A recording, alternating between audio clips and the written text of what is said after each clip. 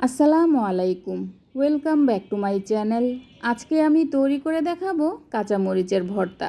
রসুন দিয়ে কাঁচামরিচ ভর্তাটা করলে খেতে যে কি মজা, আপনারা বাসায় না বানালে বুঝতেই পারবেন না।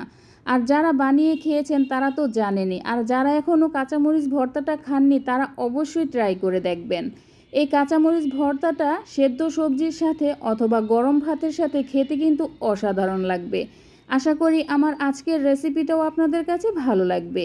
এর জন্য চুলায় একটা প্যান গরম করে তার মধ্যে দিয়ে দিচ্ছি 1 টেবিল চামচ সরিষার তেল। তেল গরম হয়ে এলে তারপর দিয়ে দিচ্ছি কাঁচামরিচ। আমি এখানে 1 কাপ পরিমাণ কাঁচামরিচ নিয়েছি। কাঁচামরিচ ধুয়ে কাঁচামরিচের পানিটা ঝরা দিয়ে নিয়েছি। আর এখানে নিয়েছি রসুনের কোয়া। আমি এখানে 1/2 কাপ রসুনের কোয়া নিয়েছি।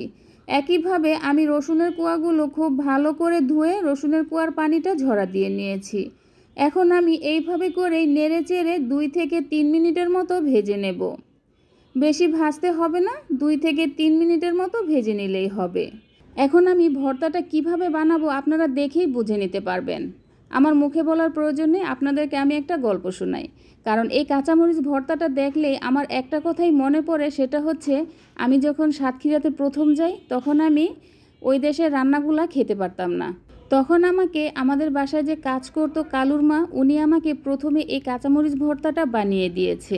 এই ভর্তাটা খাওয়ার পর আমার কাছে যে এত ভালো লাগছে, এখন আমি সব সময় এই ভর্তাটা বানিয়ে খাই। আর এই ভর্তাটা যখনই বানাই আমার কালুর মার কথা মনে পড়ে, কারণ আমি এখন ঢাকায় চলে আসছি, ওনার সাথে দেখা হয় না প্রায় 14 বছরের মতো হবে। আর উনি আমাকে আরও একটা কাঁচামরিচ ভর্তা বানিয়ে দিয়েছিল, সেটা আমি আরেকদিন এই রেসিপিটা দেখাবো। মাঝে আরেকটা কথা বলে দিচ্ছি, আমি কিন্তু এখানে টেস্ট অনুযায়ী লবণ দিয়েছি, আর কিছু দিতে হবে না। আর আপনারা মনে করতে পারেন আমি 14 বছর যাবৎ কালুমার সাথে দেখা করি না কেন, কারণ আমি ঢাকায় একেবারে চলে আসছি, এজন্য আর সাতক্ষীরাতে যাওয়া হয়নি। তবে আমি বিক্রমপুরের মেয়ে, তো এজন্য আসলে সাতক্ষীরাতে আমার মন টিকতো না, কারণ আমার তো মনে করেন সব আত্মীয় স্বজন ঢাকাতে থাকে, এজন্য সাতক্ষীরাতে আমার আর ভালো লাগতো না। তারপরও সবার জন্য মায়া হয়, একসাথে অনেক বছর ছিলাম। আর কালুর মাও আমাদের বাসায় অনেক বছর কাজ করেছে আমি যতদিন সাতক্ষীরাতে ছিলাম। বাকি গল্পটুকু আমি আরেকদিন শোনাবো, কারণ এখন আমার কাঁচামরিচ ভর্তাটা কিন্তু হয়ে গিয়েছে। দেখুন দেখতে কতটা লোভনীয় হয়েছে, খেতেও কিন্তু অনেক বেশি মজার হয়েছিল। এই কাঁচামরিচ ভর্তাটা সেদ্ধ সবজি আর গরম ভাতের সাথে খেতে কিন্তু অসাধারণ লাগবে। আর এই কাঁচামরিচ ভর্তা দিয়ে কিন্তু আপনি বোয়া ভাত অথবা খিচুড়ির সাথেও খেতে পারেন। যারা ঝাল পছন্দ করেন তাদের কাছে অনেক ভালো লাগবে। আশা করি আমার আজকের রেসিপিটাও আপনাদের কাছে ভালো লেগেছে। আর যদি ভালো লেগে থাকে তাহলে অবশ্যই আমার চ্যানেলটাকে সাবস্ক্রাইব করবেন, আর বন্ধুবান্ধব আত্মীয় স্বজনদের সাথে শেয়ার করবেন।